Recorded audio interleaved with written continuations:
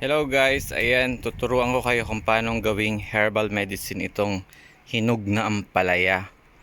So, yun na nga, hinantayin natin siya hanggang mahinog, hanggang maging super lambot.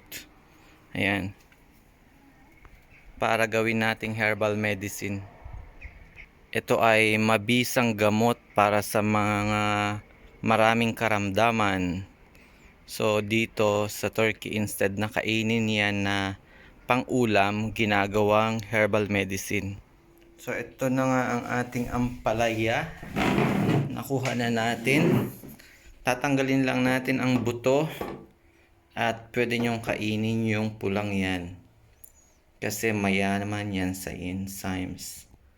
Honey, organic is the best. Ayan. So ito na yon. Yan pulang yan na nakabalot sa seeds ay matamis. Manamis-namis.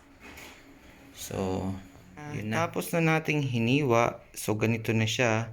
Tatanggalin natin yung mga buto. Tatanggalin natin yung mga buto at hihiwalay natin. So, yun na nga. So, ito na yun. So, ang gagawin lang natin is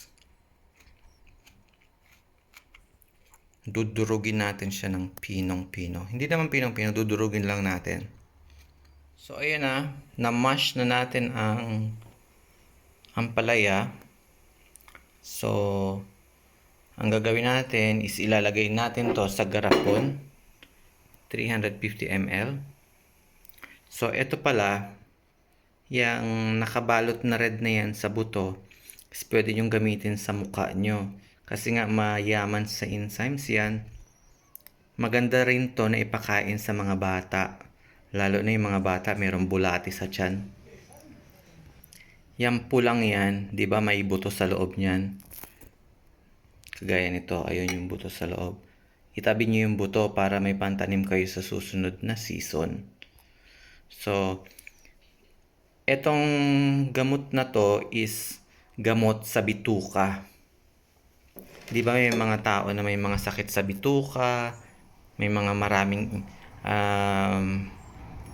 tawag dito, mga bulati sa bituka. Alam niyo yun? Ito yung gamot. Kailangan kainin siya bago kumain sa umaga. Halimbawa, gumising ng alas 5 ng umaga. Normally, di ba, gumigising tayo ng madaling araw para umihi. Ayan. Pakaihi. Kain ito ng 1 kutsara araw-araw. Makikita nyo yung resulta. So, ito, nalagay na natin yung honey sa ilalim. So, ilalagay lang natin yung ampalaya sa loob.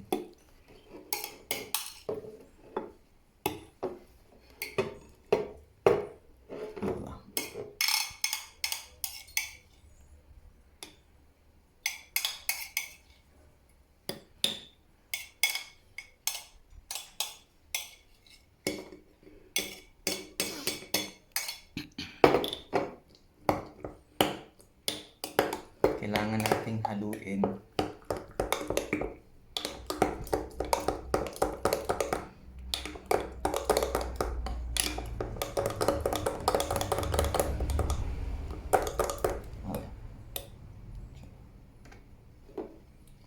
So, eto na yon. At ililigpit natin siya ng minimum 1 buwan sa madilim na lugar and room temperature, hindi pwede sa ref. Ayan. After nun, tsaka na natin pwedeng kainin. Kailangan natin ma-fermented bago kainin. So, salamat sa pagpanood nyo. Huwag nyong kalimutan i-share to, lalo-lalo na sa mga kilala nyo na may mga sakit sa bituka. And also sa mga matataas ang presyon, pwede to. Pero ito talaga yung gamot dito. Lalo-lalo na sa mga bata na bulatehin. O yung matatanda naman na merong sakit sa bituka. Nakalimutan ko yung pangalan ng sakit sa bituka. Pero yun. Kung meron mga nilalang sa loob ng bituka, ito yung gamot. Thank you for watching.